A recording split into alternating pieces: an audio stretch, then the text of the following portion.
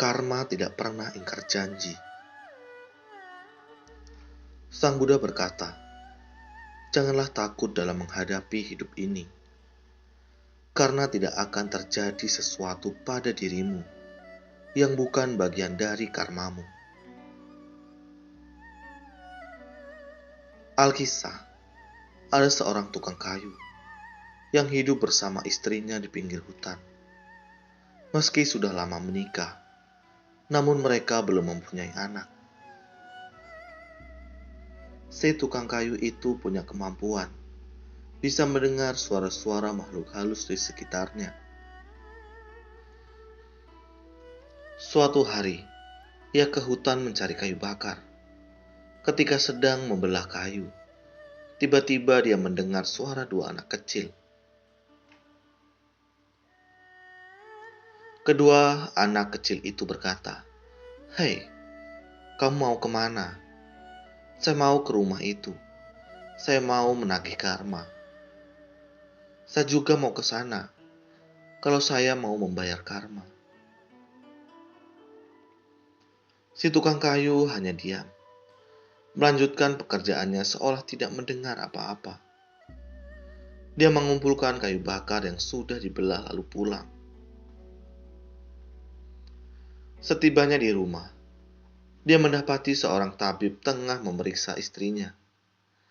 Tabib mengatakan bahwa istrinya hamil anak kembar. Si tukang kayu berpikir, pastilah dua anak kecil tadi yang masuk ke rahim istriku. Sejak lahir, sudah tampak perbedaan mencolok di antara keduanya. Yang sulung malas dan nakal, sedangkan yang bungsu rajin. Si sulung terus-menerus membuat masalah dan keributan. Banyak perbuatan yang membuat si tukang kayu terpaksa harus menanggung malu. Tukang kayu pun berpikir, pasti ini anak yang datang untuk menagih karma. Makanya dia sering membuat aku susah dan malu. Baiklah, aku tidak mau anak ini terus-menerus menagih karmanya sampai aku tua. Akhirnya, si sulung pun diusir. Tidak ada lagi yang membuat keributan. Si tukang kayu dapat hidup tentram dan damai, mencurahkan seluruh harapan dan kasih sayangnya pada si bungsu. Namun tiba-tiba si bungsu jatuh sakit. Tukang kayu menghabiskan tabungannya untuk membayar tabib-tabib terbaik dan membeli obat terbaik. Namun para tabib kebingungan mengobati penyakit langka yang diderita oleh si bungsu dan akhirnya menyerah. Tukang kayu menjual rumah serta seluruh harta bendanya, pergi keluar kota untuk mencari tabib lain. Tapi dia memperoleh jawaban sama, belum ada obat untuk penyakit itu. Tak lama kemudian, di tengah kemelaratan dan keputusasaan, si bungsu meninggal. Tak terlukiskan lagi kepedihan dan kekecewaan yang dirasakan si tukang kayu. Ternyata, inilah anak yang datang untuk menagih karma. Tukang kayu sadar, dia tidak bisa lari dari karmanya sendiri.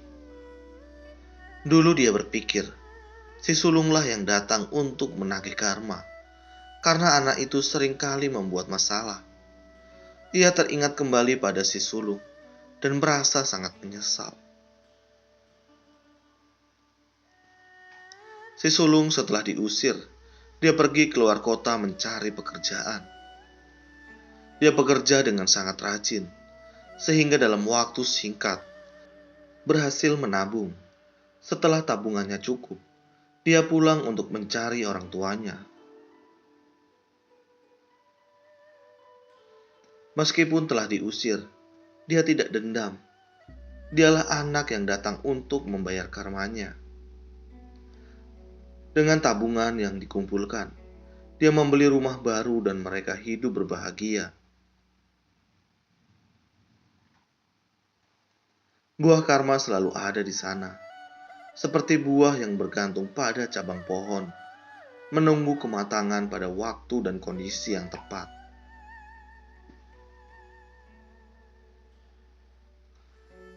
Seberat apa karma yang berbuah? Sesakit apa derita yang harus kita rasakan? Tergantung dari berat karma yang telah kita lakukan. Tidak lebih, tidak kurang. Lalu apa yang harus kita lakukan? Apakah tidak ada cara untuk menghapus karma? Kita tidak bisa menghapus karma, tapi bisa membuatnya menjadi lebih ringan, bahkan tidak terasa buahnya.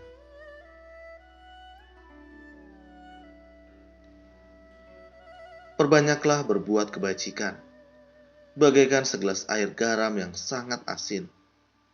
Jika ditambah dengan air tawar terus-menerus sampai mengalir keluar, lama-kelamaan air yang asin akan habis, dan yang tersisa di gelas hanyalah air tawar saja.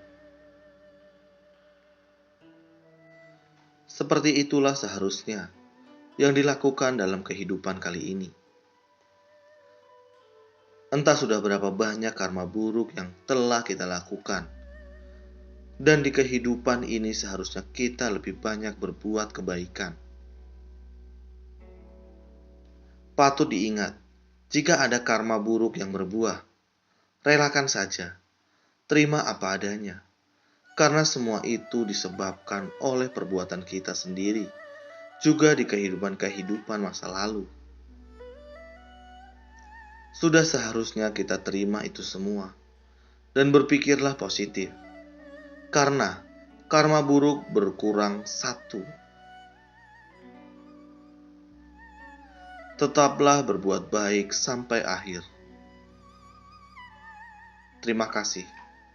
Semoga bermanfaat.